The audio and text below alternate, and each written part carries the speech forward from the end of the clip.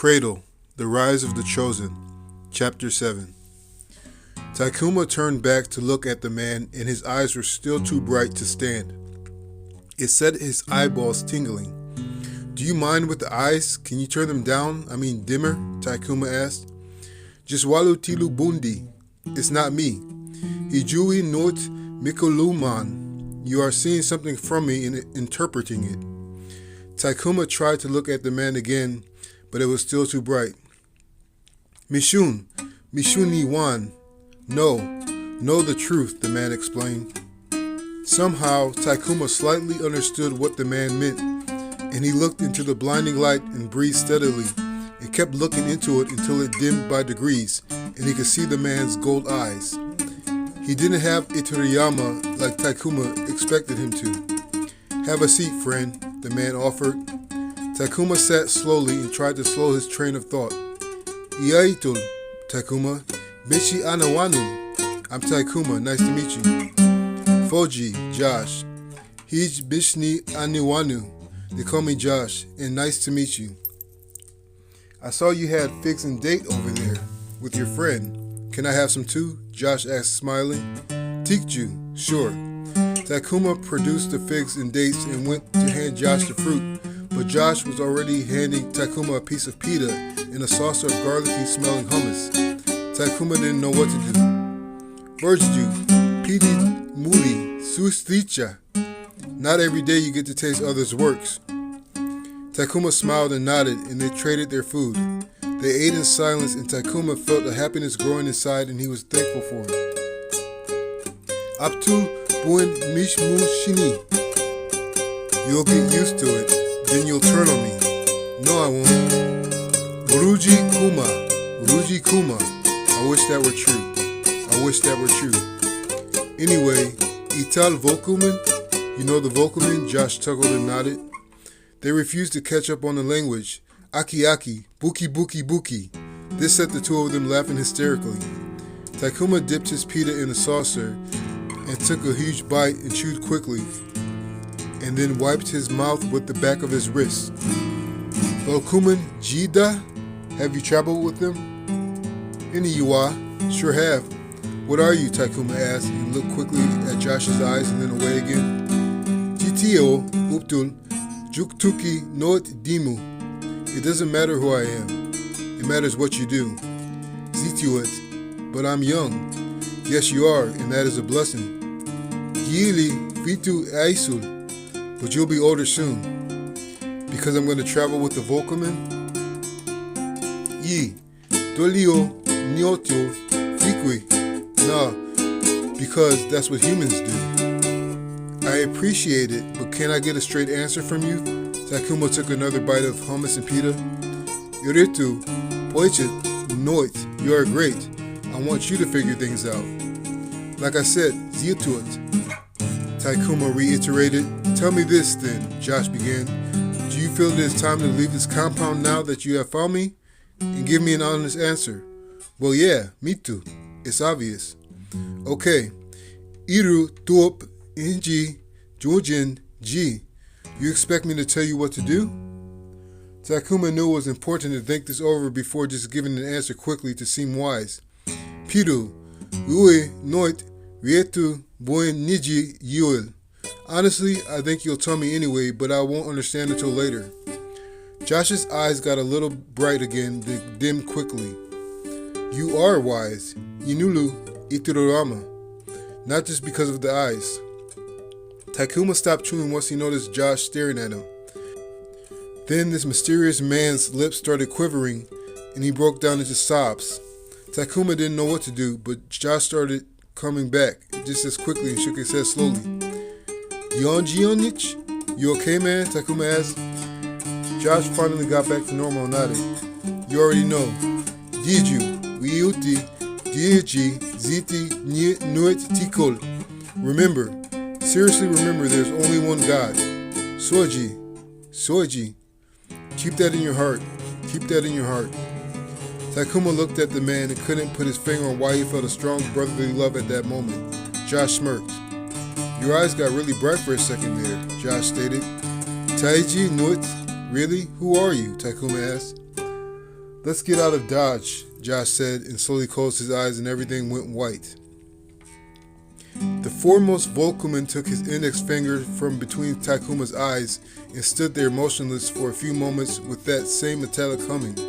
Aki, Diju Juni, Pipublum. Aki, Tieji, Iritu. Aki, Wopot, Riti Koli. I speak, I am sorry, but you must fulfill the prophecy. I speak, truly you are royalty. I speak, we are eternally in your service. All three of the Volkumen bowed and stayed down for a moment. Then as they stood up straight, the foremost one approached Takuma again and reached out with his index finger again and touched Takuma between the eyes, and everything went white again. Kudos was next to Takuma in the Grand Palace Hall. He was in his early 40s again, and the scar on his face was gone. His hair was perfect jet black again. There was only the leader of the Volkumen standing in the hall in front of the king, and it spoke. Aki, Zikul, Iotul, Yonti Eriti, Tikol, Hija, Tiko, Rietsu. I speak, king, I bring you this young man. He has stated that he only believes in one God. I leave him to you. And the Volkumen vanished in 100 of multicolored sparkles. Takuma's heart dropped and he looked around at the king's guards, and then on the throne, where King Edo sat. He looked conflicted and partially shocked, but after several moments his brow furrowed and he cleared his throat. Tiaju, Fiera, Hitu. Do you still remember the Pearl Streets? I do, Kisa. Kudos answered with tears running down his cheeks. Good. Hinji Tuli, Takuma. Tuli come. You have been accused, Takuma. Your response? King Edo addressed the young governor. Mintio. It's all true, Takuma answered, and Kudo sobbed even harder. The king sat on his throne motionless for a few more moments and looked to be sweating. Bishuat, Yut Tikuli. Forgive me, gods, the king hollered. It was the day of the trials of the 6 gods. It was a ceremony to anyone found guilty of not believing in the gods or not believing in all of them. Essentially, there would be 6 wounds inflicted.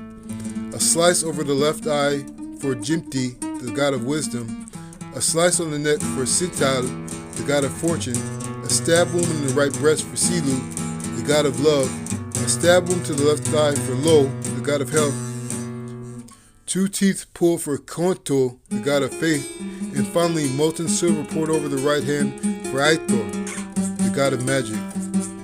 Takuma was nervous beyond any meaningful response.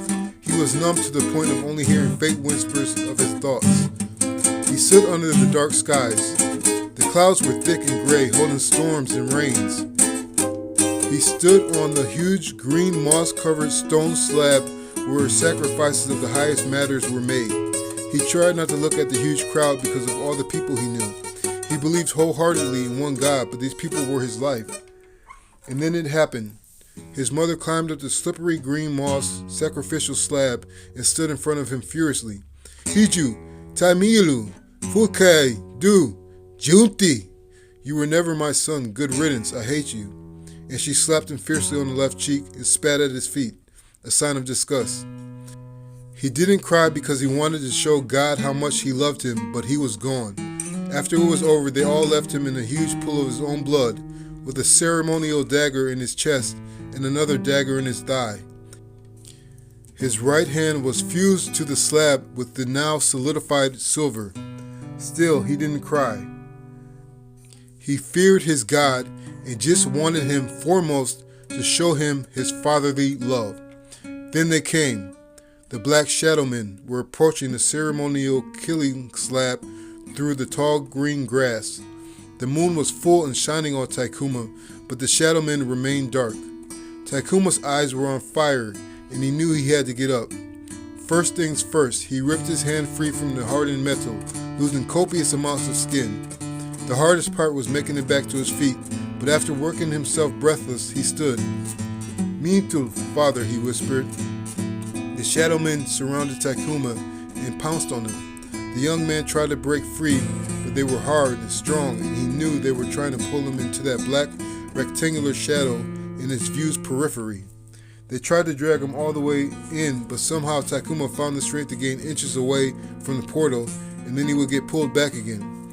This went on for quite a few minutes, and Takuma was pulling them further and further away from the door, and the shadow men started to howl like wolves in fury.